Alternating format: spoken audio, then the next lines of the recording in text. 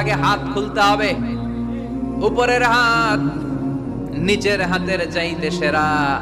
যে ব্যক্তি নেয় তারে আল্লাহ পছন্দ করে না, যে ব্যক্তি দেয় তারে ভালোবাসে কে? আল্লাযীনা ইউনফিকুনা ফিস সাররাই ওয়াদ দাররা। আমার মুত্তাকি বান্দারা সুখে দুঃখে, সচ্ছল অসচ্ছল উভয় অবস্থায় আমার রাস্তায় দান করে। তার মানে মুত্তাকি যদি নিজেকে মুত্তাকি হিসেবে এস্টাবলিশ করতে চান, দান করার ধারাবাহিকতাটা অব্যাহত রাখতে হবে, থামানো যাবে না। একটা সময় ভালো যাচ্ছে আমার, বেশি করে দিচ্ছি, আবার সময় খারাপ যাচ্ছে, কম করে দিব, কিন্তু দিব।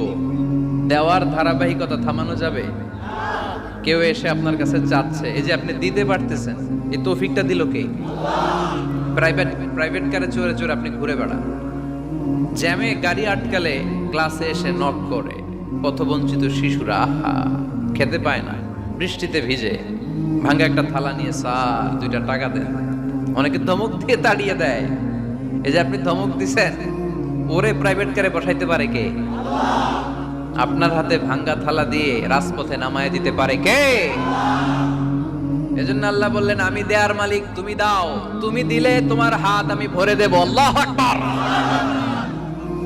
মদিনার জমিনে সবচাইতে গরীব সাহাবীর নাম ছিল সাইয়েদনা বেলাল আল হাবাশী রাদিয়াল্লাহু তাআলা আনহু। বিশ্বনবীর খাস মুয়াজ্জিন, ইথিওপিয়া থেকে ইসলামের সুশীতল ছোঁয়ায় এসে মদিনায় বিশ্বনবীর হাতে হাত রেখে কালিমা পড়ে মুসলমান হয়েছে। দেখতে ছিল কুচকুচে কালো, কিন্তু হৃদয়টা ছিল সাদা।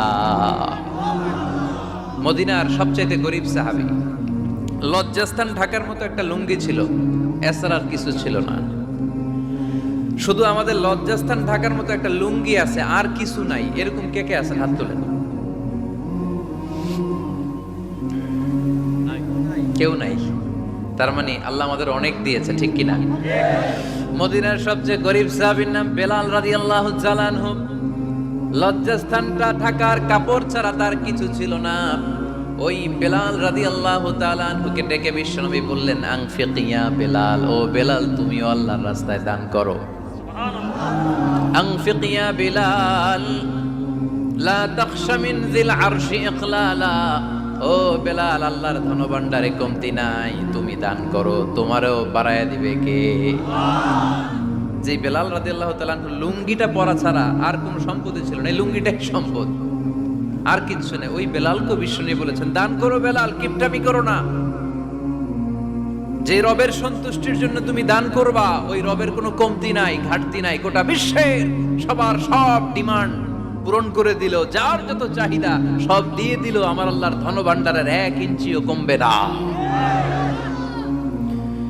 এজন্য মুত্তাকিদের প্রথম বৈশিষ্ট্য, আল্লাযীনা ইউনফিকুনা ফিস সাররাই ওয়াদ দাররাই ওয়াল কাযিমিনাল গায়যা ওয়াল আফিনা আনিন নাস ওয়াল্লাহু ইউহিব্বুল মুহসিনিন। মুত্তাকিনদের প্রথম বৈশিষ্ট্য, সুখে দুঃখে সব সময় দান করে একজনের খুশির জন্য। তিনি কে?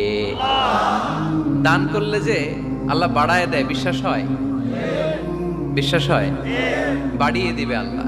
মাসালুল লাযীনা ইউনফিকুনা ফি সাবিলিল্লাহি কামাসালি হাব্বাহ أنبتت 7 سنابل في كل سنبلة 100 حبة والله يضاعف لمن يشاء والله واسع عليم। সুবহানাল্লাহ পড়েন। আল্লাহর রাস্তায় দানের দৃষ্টান্ত চারা গাছের মতো। যেই চারা গাছ রোপণ করে দিলে সেখান থেকে শীষ গজায় 7টা।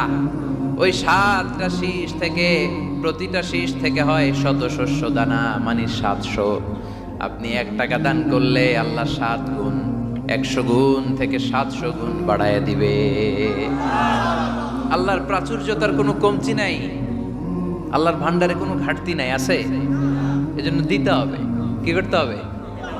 দিলে নতুন করে আসে, না দিলে আসে না। বিশ্বাস হয়? অনেকে বিশ্বাস করে না। আল্লাহ বলেন, আনফিক ইয়া আদম উনফিক আলাইক। এই বনি আদম, দাও, দিলে আমিও দেব। অনেকে আমরা ধরে রাখি, ধরে রাখি দেখে নতুন কিছু আসে না। আপনার হাতে 5 কেজির একটা বস্তা, তো এটা ধরে রাখলে আরেকটা নিতে পারবেন? এটা ফালাই দিলে না 10 কেজি ধরতে পারবেন? কথা কয় না? 5 কেজির এটা দিয়ে দেন, 20 কেজি আসবে।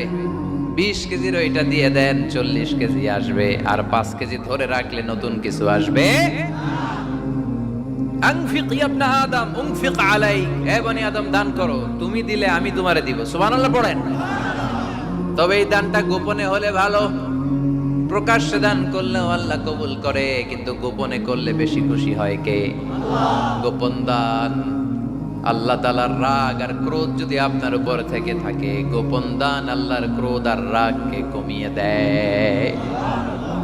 গোপন দান করলে আল্লাহ খুশি হয়ে যায়। আল্লাহর যদি কোনো রাগ, গোসা, ক্রোধ থাকে আপনার উপর, এটা কমে যাবে। 7 শ্রেণীর ব্যক্তিকে আল্লাহ তাআলা আরশের নিচে ছায়া দিবেন কিয়ামতের দিন, যেদিন সে ছায়া ছাড়া আর কোনো ছায়া থাকবে না। এর মধ্যে 1 শ্রেণীর ব্যক্তি, রজুলুন তাসাদ্দাকা বিসাদাকা ফাআখফাহা হাত্তা লা তা'লামু শিমালুহু মা তুনফিকু